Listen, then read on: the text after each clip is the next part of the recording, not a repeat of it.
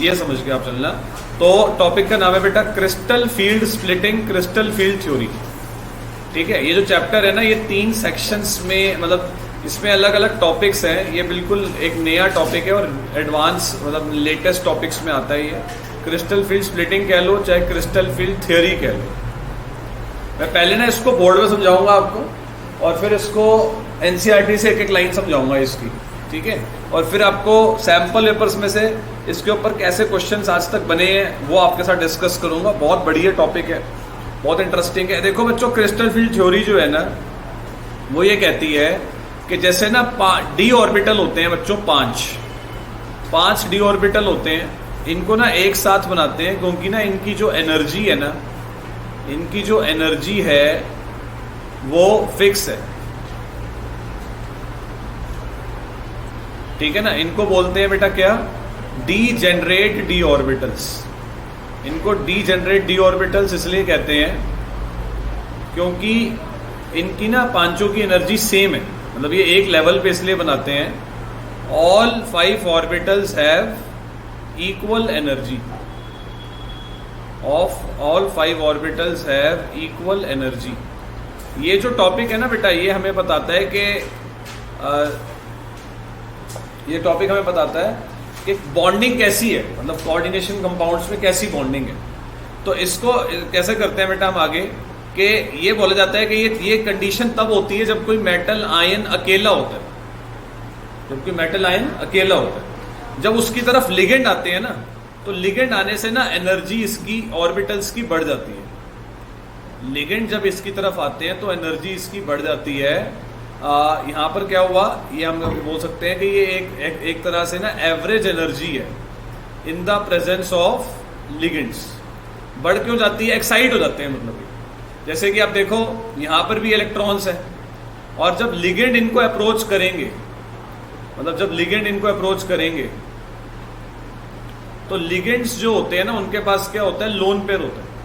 तो ये lone pair और ये वाले इलेक्ट्रॉन, इनमें क्या होता है बेटा, रिपल्शन होता है। उस रिपल्शन की वजह से एनर्जी बढ़ जाती है, और average energy in the presence of ligands.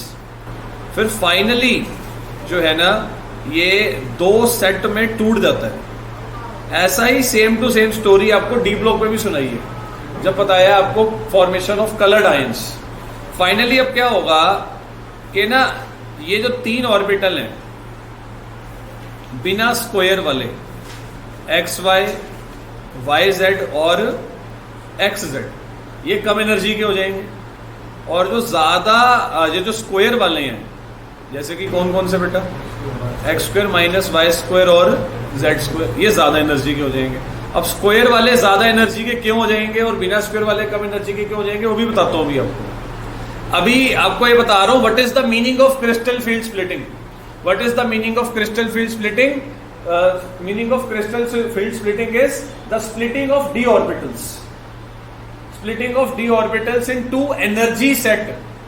One is called as T2g, जो 3 वाला होता है उसे क्या बोलोगे, T2g, and the one with the high energy is called as Eg. What is the simplest meaning of crystal field splitting?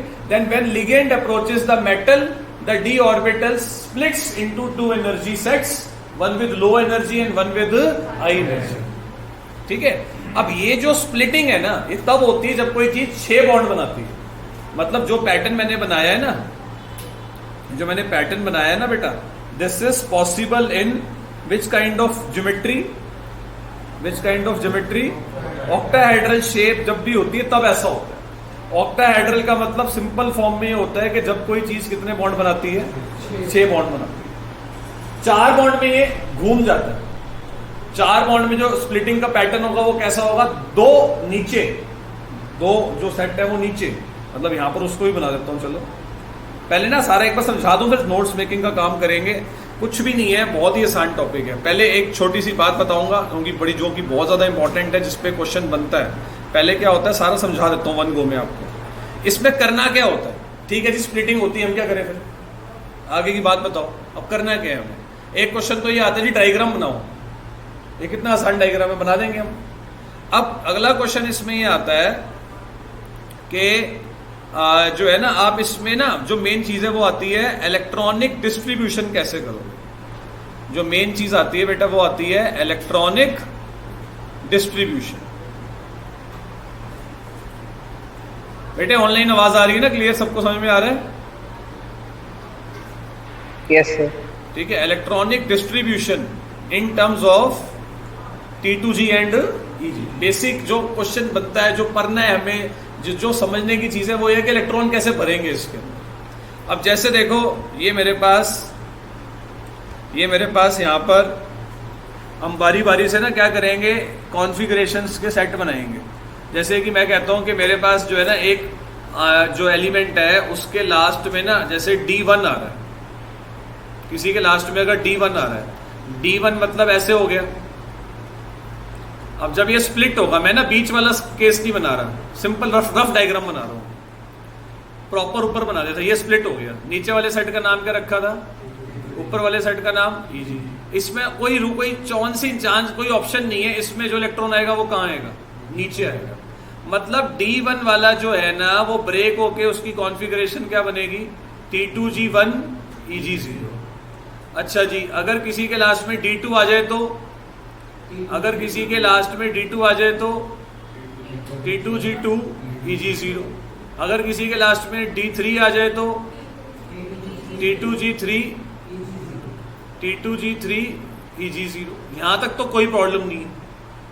Electron ना पहले कम energy में ही जाता है, ये 11th क्लास से पढ़ा रहे हैं। इस रूल को बोलते हैं आउफ पाउ प्रिंसिपल। जैसे पहले 1s भरते हैं, क्यों भरते हैं 1s, क्योंकि उसकी एनर्जी कम होती है। पहले इलेक्ट्रॉन हमेशा कहा जाता है ये एनर्जी है। ये जो यहाँ पर जो बेसिक जो इसका वो है ना, बेसिक थीम, वो एनर्जी है कि एनर्जी के अकॉर्डिंग ये बनाए हैं। T2G नीचे क्यों बनाया है, उसकी एनर्जी कम है। EG ऊपर क्यों बनाया, क्योंकि उसकी एनर्जी ज्यादा। अब आ जाओ मेन स्टोरी पर। जो समझने वाली बात है कि अगर किसी का D4 कॉन्फ़िगरेशन है, D4 कॉन्फ़िगरेशन से दो केस बन जाते हैं। एक को बोलते हैं बेटा स्ट्रॉन्ग फील्ड लो स्पिन, स्ट्रॉन्ग फील्ड लो स्पिन, और एक को बोलते हैं बेटा weak field high spin. Strong field, weak field पे कैसी स्पिन होती है, हाई, और स्ट्रॉन्ग फील्ड पे कैसी होती है, लो। मतलब एक चीज अगर स्ट्रॉन्ग है तो दूसरी कम है। स्पिन का मतलब क्या होता है, स्पिन का मतलब होता है नंबर ऑफ अनपेड इलेक्ट्रॉन। मतलब स्पिन का टेक्निकल, मतलब स्पिन एक टेक्निकल वर्ड हो गया, उसका इंडिकेशन मतलब उसका काम क्या है, नंबर ऑफ, मतलब अगर स्ट्रॉन्ग फील्ड होगी तो नंबर ऑफ अनपेड इलेक्ट्रॉन क्या होंगे, कम। वो तो बताया मैंने आपको। अब जैसे देखो, होता क्या है कि जैसे किसी के लास्ट में D4 आता है तो ऐसे बनाते हैं। देखो ये है, जैसे यहां पर मैंने 4 इलेक्ट्रॉन बना दिए, ये मैंने इसको ऐसे स्प्लिट किया। लिगेंड मतलब इसमें फील्ड कैसी है, स्ट्रॉन्ग। स्ट्रॉन्ग फील्ड का मतलब होता है कि जो ये गैप है ना, ये गैप, एनर्जी गैप, ये बहुत ज्यादा है। एनर्जी गैप बेटे बहुत ज्यादा है। हाँ, स्ट्रॉन्ग फील्ड का मतलब ये गैप बहुत ज्यादा हो जाएगा। अगर ये गैप ज्यादा हो जाएगा तो इलेक्ट्रॉन से ऊपर जाया नहीं जाएगा। और अगर इलेक्ट्रॉन से ऊपर जाया नहीं जाएगा, P मतलब होता है पेयरिंग एनर्जी। P मतलब क्या है बेटा, यहाँ पर पेयरिंग एनर्जी, मतलब पेयरिंग कराने के लिए कितनी एनर्जी चाहिए। ये मैंने लिखा है कि इसको सिंबॉलिकली ऐसे लिखते हैं कि एनर्जी गैप ज्यादा है और पेयरिंग के लिए एनर्जी कम चाहिए। अब इसमें 4 इलेक्ट्रॉन है ना, तो पता है कैसे भरेंगे, 1 2 3, चौथा ऊपर के नीचे, नीचे क्यों, इलेक्ट्रॉन से ऊपर नहीं जाया जाएगा, गैप बहुत ज्यादा है। मतलब है D4 ऑनवर्ड्स, D4 ऑनवर्ड्स हो जाएगा बेटे ये। यानी कि D4 यहां पे कैसे ब्रेक हुआ, T2G4 EG में 0। और अगर इसका उल्टा केस होता, जिसका नाम मैंने क्या रखा था बेटा, वीक फील्ड हाई स्पिन, तो उस केस में अगर यहां पर ये सिचुएशन होती है तो उस केस को सिंबॉलिकली कैसे रिप्रेजेंट करेंगे, गैप कम है, पेयरिंग कराना मुश्किल है, गैप कम है, पेयरिंग कराना मुश्किल है, तो चौथा इलेक्ट्रॉन 1 2 3 4। अब मेरे को आप ये बताइए कि गैप का मतलब पेयरिंग कराना इजी होगा। गैप कम है तो पेयरिंग इजी होगी। नहीं, गैप कम है तो ऊपर जाना आसान है, पेयरिंग कराना मुश्किल है, ठीक है ना। तो अब यहां पर जो कॉन्फ़िगरेशन बन के आ रही है, मतलब D4 कैसे टूटा, T2G में कितने हैं बेटा, EG में कितने हैं, ये। मैं क्या करता हूँ, मतलब टॉपिक को ना बिल्कुल आसान तरीके से पेश कर रहा था उसमें, मतलब पहले बच्चों का था उसमें है ही इजी तरीका, सबसे आसान है क्या, ठीक है ना। अब इसके अंदर अंदर की बातें करेंगे। एक और केस आपसे पूछता हूँ, आप लोगों से पूछता हूँ, जो है वो D6 अगर होता तो, अभी आपने नोट तो कुछ बनाया नहीं, तो मैं आपसे वैसे ही पूछ लेता हूँ। D6 को अगर हम करते हैं, यहाँ पे क्या लिखूं, स्ट्रॉन्ग सिंबल बना लूं, delta not greater than P. Exam में क्वेश्चन यही आया है, सबसे ज्यादा बार ना यही एग्जाम में क्वेश्चन आया है, कहते हैं D6 की कॉन्फ़िगरेशन लिखो T2G EG में, इस केस में और इस केस में, एनर्जी गैप। अब यहां पर D6 है, तो D6 कैसे ब्रेक होगा जरा बताना। 1 2 3 4 5 6, इसको ब्रेक करा के लिखा। सर तीनों बॉक्स में पेयर इलेक्ट्रॉन आ जाएंगे नीचे, 1 2 3 T2G में 4 5 6। तो क्या लिखो यहाँ पे, T2G 6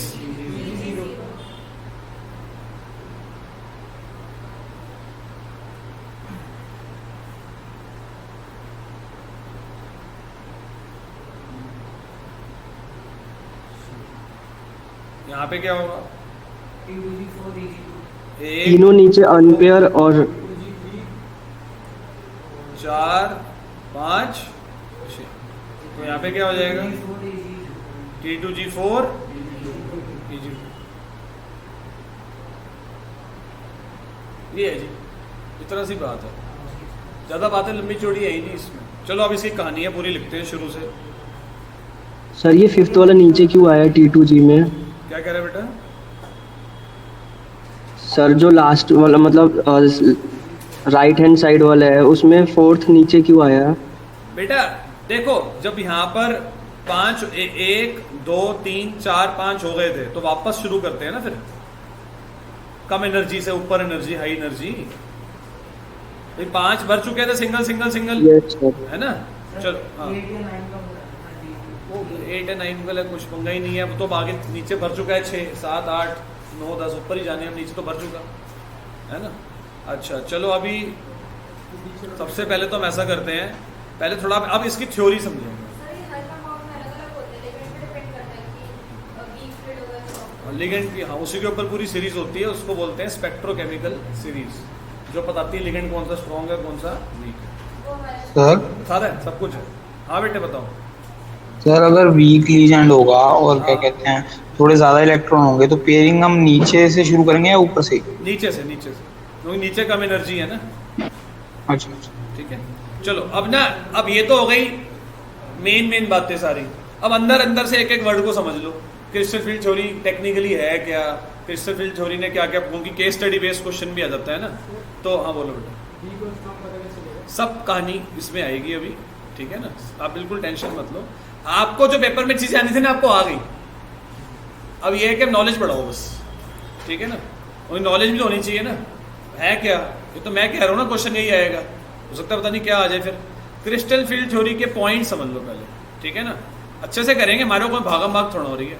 क्रिस्टल फील्ड थ्योरी क्या कहती है, ये एक ऐसा मॉडल है बेटा, कैसा मॉडल है ये, इलेक्ट्रोस्टैटिक मॉडल। मतलब क्या हुआ कि ये मानता है कि मतलब जैसे मेटल और लिगेंड के बीच में आयनिक बॉन्ड बना, metal positive charge, ligand negative charge. देखो क्या लिखा है, which consider the metal ligand bond to be ionic। हर बात का मतलब होता है, सीयू सीट की तैयारी भी करनी है हमने साथ साथ। हमें वैसे सीबीएसई लेवल पे ये क्वेश्चन कम आता है, लेकिन एंट्रेंस लेवल पे तो आता है ना कि कौन से मॉडल पे है। Arising purely from electrostatic interaction between the metal ion and the, ये इसका पहला पॉइंट है, ठीक है। नोट्स अच्छे से बनाएंगे, कोई प्रॉब्लम नहीं है ना, क्योंकि कम चैप्टर आ रहे हैं ना, पेपर मुश्किल भी आ सकता है, हमें हर एक चीज के हिसाब से करना है। आप लिखो, टॉपिक डाल दिया आपने क्रिस्टल फील्ड थ्योरी, लिखो main points of theory, main points of theory, और लिगेंड तक आ जाओ जरा।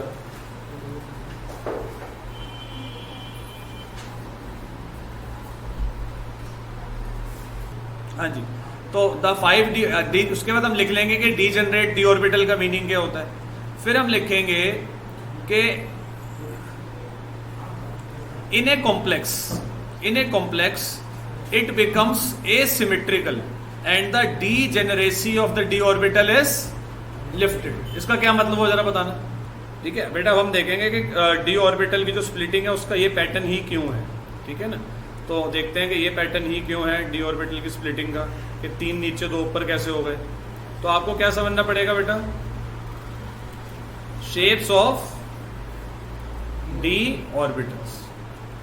डी ऑर्बिटल्स की जो शेप होती है वो ऐसे होती है, देखो बोर्ड पर ना ऐसे, मतलब अपने कॉपी पे ऐसे बनेगी। देखो आपको किसकी शेप बनानी है, मान लो डी एक्स वाई की शेप बनानी है, तो आपको क्या करना है, x axis y axis 4 lobes बना दो, उनको लोब्स कहते हैं, लोब्स। एक्सिस पे नहीं बना। अब सही है ना।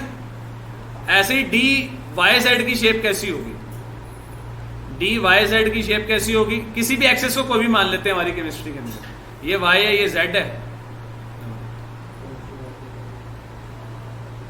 ये वही है शेप, ये यही शेप बना रहा हूं मैं जो ये थी, इजी वे में। लेकिन अगर आपको किसकी बनानी है, लेकिन अगर आपको किसकी बनानी है बेटा, d x square y square की बनानी है। किसकी बनानी है, एक्स स्क्वायर वाई स्क्वायर की बनानी है बेटे। तो उस केस में आपको एक्सिस पर ही बनानी है। किस पर बनानी है बेटे, एक्सिस पर बनानी बेटा। अब जो लिगेंड होता है ना वो एक्सिस पे ही खड़ा होता है। लिगेंड कहां होता है, एक्सिस पे ही होता है। तो जिनके लोब्स एक्सिस पे होते हैं, ये डी जेड स्क्वायर की शेप है, जिनकी लोब्स एक्सिस पर होती हैं, यानी कि ये वाला और ये वाला, इनको रिपल्शन ज्यादा होता है। ये ले यार, बीच में एक रिंग बन जाती है, उसमें उससे कोई फर्क नहीं पड़ता। तो मेरे कहने का मतलब ये हुआ कि लिगेंड को, मतलब जैसे देखो यहां पर लिगेंड खड़ा है, यहां पर लिगेंड खड़ा है, लेकिन इलेक्ट्रॉन तो यहां है ना, तो इनको क्या होगा, कम रिपल्शन होगा। किनको कम रिपल्शन होगा बेटा, किनको कम रिपल्शन होगा, एक्स वाई वाले को, वाई जेड वाले को और एक्स जेड वाले को। मतलब बिना स्क्वायर वालों को कम रिपल्शन होगा, और स्क्वायर वालों को, तो स्क्वायर वाले ऊपर चले गए और बिना स्क्वायर वाले नीचे। मतलब कहने का ये है बेटा कि जो 5 डी ऑर्बिटल होते हैं उनमें से जो एक्स वाई, वाई जेड और एक्स जेड है, इनकी एनर्जी क्या होती है, लेस एनर्जी क्यों होती है इनकी, क्योंकि इनको रिपल्शन कम होता है। किससे, लिगेंड से। ये थ्योरी कहती है कि मेटल और लिगेंड में रिपल्शन हो रही है और एनर्जी बढ़ रही है। और स्क्वायर वालों की एनर्जी क्या है, क्या है, हाई है, क्योंकि उनको रिपल्शन ज्यादा होगा। अब ये चीज पेपर में मैं पूछ नहीं सकते अपने लिए, ठीक है। ये देखो जरा, अब जरा मेरी लाइन, यहां पर मेरे साथ लाइन पढ़ना जरा अच्छे से, सारी हर एक चीज आपको ना समझाओ और फिर पढ़ाओ, वो वाली चीज है। ये देखो, कहते हैं in an octahedral coordination entity. ये सिर्फ कब होता है, ऑक्टाहेड्रल में होता है, क्योंकि ऑक्टाहेड्रल में लिगेंड प्लेन एक्सिस पे खड़ा होता है 90 डिग्री के एंगल के हिसाब से। कहते हैं कि 6 ligand surrounding the metal ion, there will be repulsion. जो इसमें सबसे इंपॉर्टेंट पॉइंट है वो क्या है, रिपल्शन किसके बीच में हो रहा है, इलेक्ट्रॉन मेटल का और इलेक्ट्रॉन किसका, लिगेंड का। यही बात बताई थी आपको शुरू में। Such a repulsion is more when the metal d orbital is directed towards the ligand. Ligand के सामने अगर होगा तो रिपल्शन ज्यादा होगा। और उसके मुकाबले कहते हैं जो स्क्वायर वाले ऑर्बिटल होते हैं, विच पॉइंट, क्या लिखा है, towards the axis along the will experience and will be raised in energy. जैसे मैंने बोला वही है हूबहू. And x y y z x which are directed between the axes, उनके बीच में थी उनकी lobes, will be relative to the average energy in the spherical crystal. मतलब एवरेज के हिसाब से उनका नीचे चला जाएगा और उनका ऊपर चला जाएगा. ठीक है ना. इसको आप कैसे दोगे? अब हम अपनी हेडिंग भी डालते हैं. अभी हेडिंग डालो और ये पूरी कहानी आपको लिखनी पड़ेगी. किसके? शेप्स ऑफ ऑर्बिटल के लिखने के बाद बना लेना. फिर सर ये पूरा लिखना है? अगर नहीं लिखने का मन तो आपको एक एक लाइन आगे समझाता हूं. अब देखो जरा, यहां पर इन्होंने बताया कि जो 3 तीन ऑर्बिटल होते हैं लो एनर्जी के, उनका क्या नाम होता है बेटा? T2G. और जो 2 ऑर्बिटल होते हैं किसके, उसका नाम क्या होता है बेटा? EG. ठीक है. और जो ये स्प्लिटिंग होती है डीजेनरेट लेवल की due to presence of ligand, इसी को क्या बोलते हैं बेटा? डेफिनेशन तो हम जरूर लिखेंगे. ठीक है ना. तो आप लिख लो definition of crystal field splitting, और यहां से लिख लो दिस की जगह पे दा कर लेना. उसके बाद कहते हैं कि जो बीच में एनर्जी सेपरेशन हो रहा है उसको क्या लिखेंगे बेटे? डेल्टा. तो बीच में एनर्जी सेपरेशन किसके बीच में? T2G और उसके O के बीच में. और ये जो डेल्टा O में O है वो किसके लिए आ रहा है? ऑक्टाहेड्रल के लिए आ रहा है. और एक चीज और बताता हूं, पहले यहां तक आ जाओ. एनसीईआरटी में जो डायग्राम बना हुआ है क्रिस्टल फील्ड थ्योरी का, एक बार उसको देखो. तेरे से ध्यान दे बेटा. इसमें क्या है कि जब मेटल अकेला था तो 5d ऑर्बिटल इन्होंने ना क्या कर रखा है, ऑर्बिटल्स को ना लाइन से रिप्रेजेंट कर रखा है एनसीईआरटी में. ये देखो कितनी लाइन है, जरा गिनना. जबरदस्ती वाली बात है. अच्छा वाला पूरी सारी बुक्स में बॉक्सेस में बना रखा है. प्रदीप एबीसी कोई भी दुनिया की बुक, इन्होंने क्या बना दिया? लाइन से बना. तो 5 लाइंस हो गई. इन 5 लाइन का नाम क्या है? x2 y2 z2 xy zx yz. ये फ्री मेटल आयन का केस था. जब एनर्जी बढ़ जाती है तो 5 ऑर्बिटल की एनर्जी देखो बढ़ गई. Average energy of the d orbital in spherical crystal field, जब मतलब लिगेंड ने देखो, जब लिगेंड ने इसको देखो, जब लिगेंड ने मेटल को चारों तरफ से घेर लिया तो ये केस आ. जो 2 डिफरेंट लाइंस बनी हैं वो क्या है? ये देखना 5 लाइनें ही हो गई, 5 लाइनें ही हो गई. अब नीचे देखो कितनी लाइनें हैं? 3. और ऊपर कितनी है? 2. Every line is representing a box. और ये 3/5 और 2/5 क्या है? 3/5 को करोगे तो 0.6 आता है, मतलब 60% कह लो. मतलब जो इलेक्ट्रॉन यहां ऊपर जाएगा ना उसकी एनर्जी इस सेंटर से 60% ज्यादा है, और जो इलेक्ट्रॉन नीचे जाएगा उसकी एनर्जी 40% कम है. 2/5 मतलब 0.4 होता है, मतलब 40%. मतलब एनर्जी देखो ऊपर एनर्जी बढ़ी हुई है ना. देख यार ये एवरेज है. 5 मिनट. एवरेज से 60% एनर्जी बढ़ गई है और यहाँ पे एवरेज से 40% कम हुआ. ये मतलब है, और कोई खास सिग्निफिकेंस नहीं है. वो ऊपर जो एम सेंटर में है ये यहाँ पे देखो, इसको ना ऐसे कंपेयर करो. देखो जब मेटल अकेला था तो ऐसे था, जब मेटल को लिगेंड ने घेर लिया तो ऐसा हो गया, जब फाइनली बॉन्ड बन गए तो ऐसा हो गया. वो 6 है जैसा 5 है. कहाँ पे? कितने? 6 ही तो है.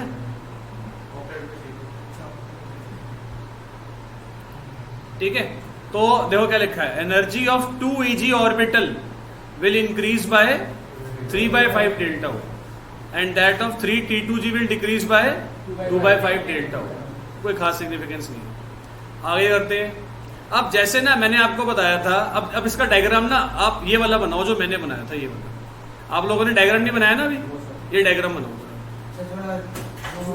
हाँ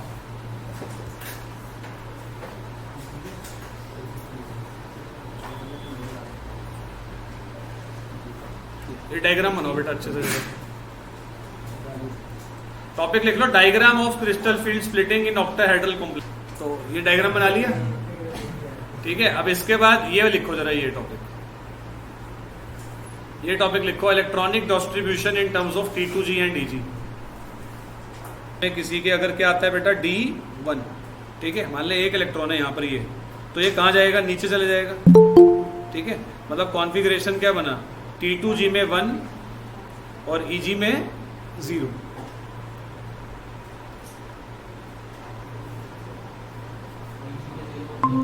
EG ऊपर खाली है।